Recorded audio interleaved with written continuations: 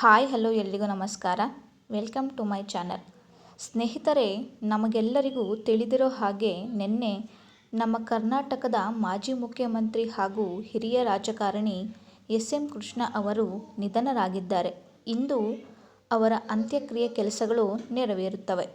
ಅವರನ್ನು ಅಜಾತಶತ್ರು ಎಂದೇ ಕರೆಯಲಾಗುತ್ತದೆ. ಅವರ 60 ವರ್ಷಗಳ ಸುದೀರ್ಘ ರಾಜಕೀಯ ಜೀವನದಲ್ಲಿ ವಿಧಾನಸಭೆ, ಲೋಕಸಭೆ, ರಾಜ್ಯಸಭೆ ಸದಸ್ಯರಾಗಿ ಮತ್ತು ಮುಖ್ಯಮಂತ್ರಿ, ಉಪಮುಖ್ಯಮಂತ್ರಿ, ಸ್ಪೀಕರ್ ಮತ್ತು ಕೇಂದ್ರ ಸಚಿವರಾಗಿ ಸೇವೆ ಸಲ್ಲಿಸಿದ್ದಾರೆ.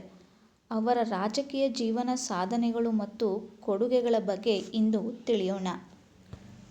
ಎಸ್.ಎಂ. ಕೃಷ್ಣ ಅವರು ಮಂಡ್ಯ ಜಿಲ್ಲೆಯ ಮುಖ್ಯಮಂತ್ರಿಯಾದ ಮೊದಲಿಗ ಎಂದು ಕರೆಸಿಕೊಳ್ತಾರೆ. ಈ ವೇಳೆ ಮದ್ದೂರು ಕ್ಷೇತ್ರದಿಂದ ಗೆಲುವು ಸಾಧಿಸಿದ ಎಸ್.ಎಂ. ಕೃಷ್ಣ ಅವರು ರಾಜ್ಯದ ಮುಖ್ಯಮಂತ್ರಿ ಸ್ಥಾನವನ್ನು ಅಲಂಕರಿಸಿದರು.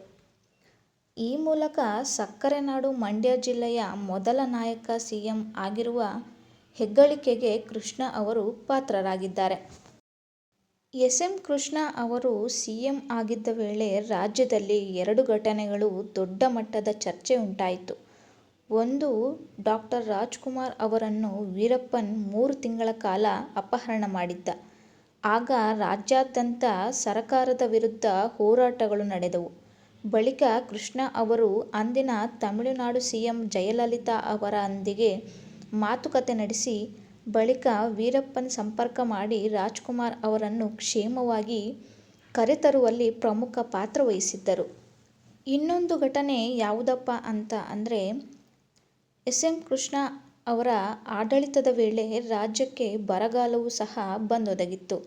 ಆ ವೇಳೆ ರಾಜ್ಯ ಜನರ ರಕ್ಷಣೆಗೆ ವೈಜ್ಞಾನಿಕವಾಗಿ ಮೋಡ ಬಿತ್ತನೆ ಮಾಡಿ ಮಳೆ ಬರಿಸಲು ಸಹ ಕೃಷ್ಣ ಅವರು ಮುಂದಾಗಿದ್ದರು. ಆದರೆ ದುರದೃಷ್ಟವಶಾತ್ ಈ ಪ್ಲಾನ್ ಕೈಕೊಟ್ಟಿತು. ಈ ವೇಳೆ ತಮಿಳುನಾಡು ಕಾವೇರಿ ನೀರಿಗಾಗಿ ಕ್ಯಾತೆಯನ್ನು ಸಹ ತೆಗೆದಿತ್ತು. ಮಂಡ್ಯ ಸೇರಿದಂತೆ ಹಳೆ ಮೈಸೂರು ಭಾಗದಲ್ಲಿ ತೀವ್ರ ಸ್ವರೂಪದ ಹೋರಾಟಗಳು ಸಹ ಜರುಗಿದ್ದವು. ಇಷ್ಟೆಲ್ಲ ಸಮಸ್ಯೆಗಳ ನಡುವೆ ಎಸ್.ಎಂ. ಕೃಷ್ಣ ಅವರು ಸಿಎಂ ಆಗಿದ್ದ ವೇಳೆ ಭೂ ದಾಖಲೆಗಳನ್ನು ಡಿಜಿಟಲೀಕರಣಗೊಳಿಸಿದ್ದು, ಸಹಕಾರಿ ಶಾಲೆ ಮಕ್ಕಳಿಗೆ ಬಿಸಿಯೂಟ, ಯಶಸ್ವಿನಿ ಯೋಜನೆ, ಬೆಂಮೈ ಹೆದ್ದಾರಿ, ಬೆಂಗಳೂರನ್ನು ಸಿಲಿಕಾನ್ ಸಿಟಿಯನ್ನಾಗಿ ಮಾಡಿದ್ದು, ಐಟಿ, ಬಿಟಿಯಲ್ಲಿ ಬಹುದೊಡ್ಡ ಕ್ರಾಂತಿ ಸೇರಿದಂತೆ ಇನ್ನೂ ಹತ್ತಾರು ಅಭಿವೃದ್ಧಿ ಕೆಲಸಗಳನ್ನು ಮಾಡಿಸಿದ್ದಾರೆ.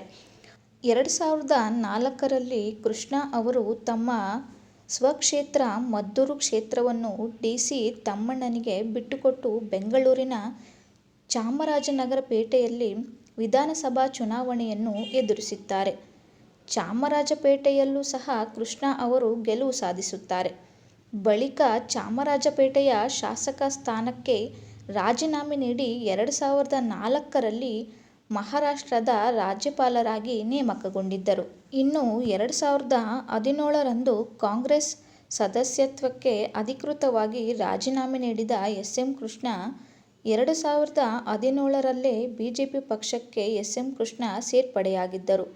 2022 ಜನವರಿ 7ರಂದು ಎಸ್.ಎಂ. ಕೃಷ್ಣ ತಮ್ಮ 60 ವರ್ಷಗಳ ಸುದೀರ್ಘ ರಾಜಕೀಯಕ್ಕೆ ನಿವೃತ್ತಿ ಘೋಷಣೆ ಮಾಡಿದ್ದರು. ಅದು ಏನೇ ಆಗಲಿ, ಇಂತಹ ರಾಜಕಾರಣಿ ನಮ್ಮ ಮಣ್ಣಿನಲ್ಲಿ ಮತ್ತೆ ಹುಟ್ಟಿ ಬರಲಿ ಎಂದು ನಾವೆಲ್ಲರೂ ಕೋರುತ್ತಾ ಇವರ ಆತ್ಮಕ್ಕೆ ಶಾಂತಿ ದೊರಕಲಿ ಎಂದು ಪ್ರಾರ್ಥಿಸೋಣ. ಐ ಹೋಪ್ ಈ ವಿಡಿಯೋ ನಿಮಗೆ ಇಷ್ಟ ಆಗಿದ್ದರೆ ಒಂದು ಲೈಕ್ ಮಾಡಿ ಹಾಗೂ ಮತ್ತಷ್ಟು ಜನರಿಗೆ ಶೇರ್ ಮಾಡಿ. ಇನ್ನೂ ಉಪಯುಕ್ತ ಮಾಹಿತಿಗಾಗಿ ನಮ್ಮ ಚಾನಲ್ನ ಸಬ್ಸ್ಕ್ರೈಬ್ ಮಾಡ್ಕೊಂಡಿಲ್ಲ ಅಂದರೆ ಸಬ್ಸ್ಕ್ರೈಬ್ ಮಾಡ್ಕೊಳ್ಳಿ.